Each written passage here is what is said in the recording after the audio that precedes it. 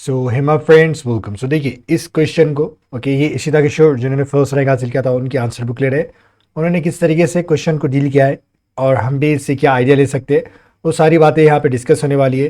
अगर आपको भी लगता है कि आंसर राइटिंग आपसे नहीं हो पा रही है, प्रैक्टिस कर रहे हैं फिर भी कुछ ध्यान नहीं आता है, तो आप ये सारे वीडियो को देख सकते हो और इससे आपको इंग्लिश भी सीखने का और समझने का मौका मिलेगा।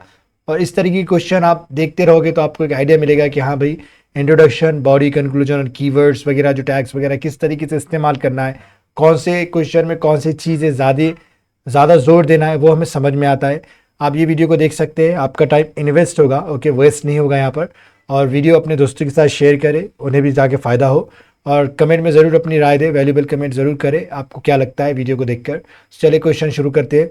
Do you agree with the view that continental blockade was an ill-conceived strategy by Napoleon to conquer Britain through economic means? Okay, so क्या आप ऐसा, मतलब जो व्यू है, जो नज़रिया है कंटिनेंटल ब्लॉकेट का, वॉज एन इल पर्सन, मतलब बैडली स्ट्रेटजाइज हुआ था। क्या कहेंगे कि ये जो स्ट्रेटजी बनाई गई थी वो इल कंसीव्ड थी। ओके, और बाय नेपोलियन के द्वारा, किसको, जब ब्रिटेन को उसे जीतना था। ओके, तो ये क्या मतलब बकवास थी स्ट्रेटजीज की, क्या इसे गलत तरीके से बनाया गया था। और ये कंटिनेंटल ब्लॉकेट क्या है? कंटिनेंटल ब्लॉकेट क्या होता, देखिए कि ऐसा मतलब जो सिस्टम था कंटिनेंटल ब्लॉकेट की, इसमें क्या था, इकोनॉमिक ब्लॉकेट, मतलब इकोनॉमिक बैरियर थे ब्रिटेन के लिए, कि ब्रिटेन की जो भी गुड्स है वो अदर यूरोपियन कंट्रीज क्या करेगी, वहाँ से खरीदेगी नहीं। ये एक तरह का मतलब एक स्ट्रैटेजी थी नेपोलियन के द्वारा ब्रिटेन को मतलब जीतने के लिए, इकोनॉमिक मीन्स के जरिए। मतलब इकोनॉमिक मीन्स से यानी क्या बात हो रही है यहाँ पे, कंटिनेंटल ब्लॉकेट की। मतलब हमने क्या क्या है कि ऐसी स्ट्रैटेजी बना दी है कि आप ब्रिटेन की कोई चीज़ खरीदेंगे नहीं। हमारे यूरोपियन के सारे देश जो भी है, वो ब्रिटेन भी यूरोप में ही है, लेकिन ये इनसे जंग चल रही है। ओके, क्योंकि नेपोलियन फ्रेंच का क्या था, एम्पायर था, तो ये सारी स्ट्रैटेजी वगैरह बनाए थे। तो वही क्वेश्चन है, क्या ये इल कंसीव्ड स्ट्रैटेजी थी इकोनॉमिक मीन के जरिए? तो देखते हैं किस तरीके से क्वेश्चन को हैंडल किया गया है। देखिए, the continental blockade of Napoleon in the second decade of 19th century reflected his imperialistic ambition.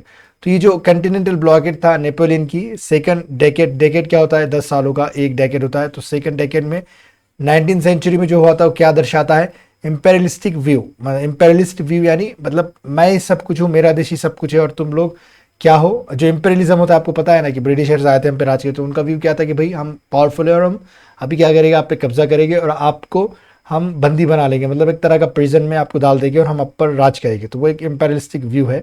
तो यहाँ पे नेपोलियन ऐसा सोचता है। सो देखिए, strategy was leverage on the ongoing spirit of laissez-faire after Adam Smith's wealth of nations and end British monopoly। अब देखिए ये क्या है, लेवरेज ऑन मतलब कोई चीज़ को पहले है और उसको अच्छे तरीके से इस्तेमाल करना। तो जो ऑनगोइंग स्पिरिट ऑफ लेसेस-फेयर, ये क्या है, लेसेस-फेयर क्या है, मतलब इसके माने है अलाउ टू डू समथिंग, मतलब कुछ करने के लिए इजाज़त देना, और ये फ्रेंच का वर्ड है वैसा। तो ये क्या कहता है, एक सिंपल से वर्ड में, गवर्नमेंट का कोई इंटरफेयर ना हो मार्केट में, जो भी मार्केट है वो डिसाइड करे। तो ये वाली चीज़ थी आफ्टर एडम स्मिथ्स। ओके, मतलब ये क्या है, ये इसको इस्तेमाल करना चाहता था ये थियोरी को, after Adam Smiths wealth of Nations and in British monopoly. ये जब एडम स्मिथ की जो वेल्थ ऑफ नेशन थ्योरी आई थी उसके बाद, और ये क्या चाहता था कि ब्रिटिश मोनोपोली को बिल्कुल तरीके से ख़त्म करना है पूरा, इसलिए ignite the businesses in the continent to also perceive the colonies. और ये क्या करना चाहता था, बिजनेस को अपने बढ़ावा देना चाहता था ताकि दूसरे कॉलोनीज मतलब जाके दूसरों पे राज कर सके, उसका ये अचीवमेंट मतलब अचीव करना चाहता था। In the continent to also perceive the colonies. Okay, जो भी कॉलोनीज थी उसे हथियाना भी चाहता था, ये वाली चीज़ें। Led to changes in British policies. Okay, तो ये क्या है, ब्रिटिश के पॉलिसीज में बहुत सारे चेंजेस आए। End of monopoly of east India company. Okay, जो मोनोपोली थी अपने ईस्ट इंडिया कंपनी की, वो बिल्कुल भी क्या होगी, मतलब खत्म, खात्मे पर आ गई, खत्म ही होगी। Except trade in tea, trade मतलब जो चाइना के साथ जो टी का ट्रेड था वो चलता रहा, लेकिन ओके वो तो चार्टर एक्ट 1813 यहाँ पे लिखा हुआ है। तो इस तरीके से ये पैराग्राफ तो खत्म हो ही गया अपना। अब देखिए, beggar thigh enemy strategy by imposing a continental blockade on Britain। सो देखिए यहाँ पे जो ये पॉलिसी थी वो क्या थी कि आपका जो ट्रेडिंग पार्टनर है, जैसे आप कोई कंट्री से ट्रेड कर रहे हैं, तो क्या करते कि उन पे कोई बैरियर लगा देते, कोई रुकावट लगा देते। ओके, मतलब हम क्या करेंगे, उनकी इंपोर्ट कम करेंगे लेकिन हमारे देश से एक्सपोर्ट बहुत ज़्यादा करेंगे। उनके करेंसी को डिवैल्यूएट करने की कोशिश करेगी, डिवैल्यूएशन जिसे हम कहते हैं, डिवैल्यूएशन ऑफ करेंसी, वो वाली चीज़ें होगी। तो इसे हम कहते हैं, और थाई के माने वैसे यूआर है, पहले का फॉर्म है, मतलब ओल्ड फॉर्म इस्तेमाल होता है। Strategy by imposing a continental blockade on Britain, मतलब वही घुमा फिरा के बात वही है कि हम क्या करेंगे, इकोनॉमिकली आपको बर्बाद करेंगे। अभी एज एन इल कंसीव्ड, अभी बैडली स्ट्रैटेजी क्यों थी, मतलब बैड स्ट्रैटेजी क्यों थी, इसे किस तरीके से बनाया गया था, वो क्यों गलत थी। अब ये यहाँ से क्वेश्चन का मतलब मेन आंसर स्टार्ट हो रहा है। It led to reaction of all other European nations who united to oust Napoleon. अब ये कौन से रिएक्शन को ले गया, सारे जो यूरोपियन नेशंस थे उन्होंने एक साथ आ गए और वो नेपोलियन को अब हराना चाहते थे। ओके, तो इस तरीके से ये रिएक्ट किया। इस लिहाज से पहला पॉइंट क्या है कि ये इल कंसीव्ड स्ट्रैटेजी थी, क्योंकि सारे नेशन को आना पड़ा और इसे हकारना पड़ा, मतलब इसके खिलाफ हो गए सब। British economic strength was under estimated by Napoleon. और जो ब्रिटिश इकोनॉमिक स्ट्रेंथ थी, जो ब्रिटिश के पास बहुत ज़्यादा पैसा है, मतलब बहुत रिच है, वो क्या किया गया, नज़रअंदाज किया गया नेपोलियन के जरिए। एक कहावत भी थी, the sun never sets on the British empire, और कि सन कभी मतलब डूबता नहीं है ब्रिटिश एम्पायर का, ये मतलब है। सो देखिए, crown jewel of Britain. Okay, India now a wholesale colonization was pursued with ending of company monopoly in charter act। मतलब वही बात है कि जो हमारे ऊपर जो मोनोपोली थी ईस्ट इंडिया कंपनी की, वो भी अब खत्म होने वाली थी।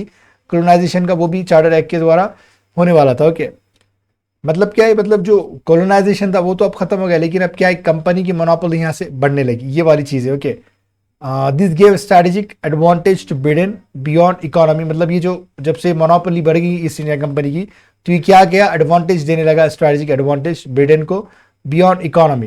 मतलब अब इकोनॉमी की हद तक ही नहीं, वो जाके आप कुछ भी कर सकते थे, क्योंकि उनका ही राज चलने वाला था, कंपनी बहुत आगे तक जा रही थी। तो ये भी उन्होंने इग्नोर किया Napoleon. Ended up uniting his enemies, मतलब क्या है, ended up uniting his enemies, मतलब इंडिया कोई काम कर रहे हैं और वहाँ पे जाके रुक जाते, जिससे आप अपने आप को कंट्रोल कर रहे हैं कि मैं क्या करूँगा, शुगर नहीं खाऊंगा, और खा ले रहे, तो आप इंड अप हो रहे खाने में। Okay, ended up uniting his enemies like concert of Europe led to the Congress of Vienna and emergence of balance of power।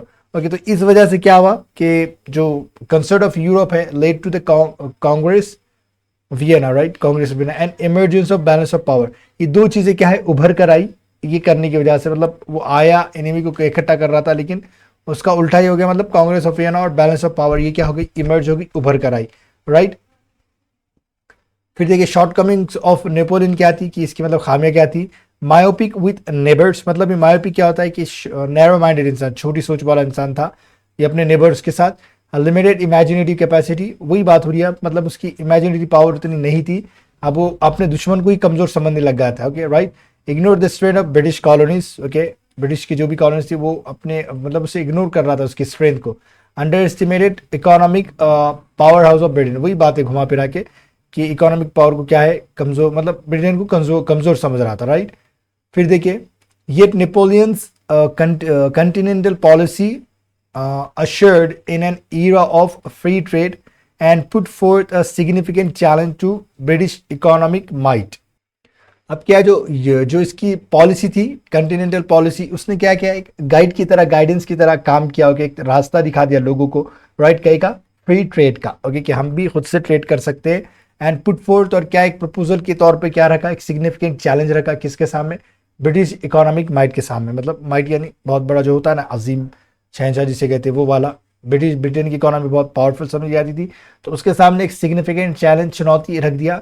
कौन ने, ये नेपोलियंस की जो strategy, continental policy, blockade policy, उसने पुट फोर्थ यानी कोई चीज़ प्रपोजल आगे रखना। तो यहाँ पे क्या है, सिग्निफिकेंट चैलेंज आगे रख दिया ब्रिटिश इकोनॉमी माइट के सामने। ओके, तो ये छोटा सा क्वेश्चन था और इसका आंसर इस अंदाज में लिखा गया है। ओके, बहुत डिफिकल्ट चीज़ है, मतलब अगर आप हिस्ट्री पढ़ते तभी आपको समझ में आती है। तो कुछ जो पॉलिसीज़ थे मैंने उसे गूगल पे सर्च किया तो मुझे आसानी से मिल गई, और उसी अंदाज में मैंने आपको सारी चीज़ें समझाई है। अगर आपको वीडियो में कुछ प्रॉब्लम लगा तो आप क्या कर सकते हैं, कमेंट कर सकते हैं, और आपको कैसा वीडियो लगा आप कमेंट ज़रूर करें, और इस वीडियो को लाइक किए बिना बिल्कुल ना जाए। अगर आप अब तक वीडियो देख रहे हैं तो इसका मतलब आप बहुत सीरियस है आंसर राइटिंग को, प्रैक्टिस को लेकर।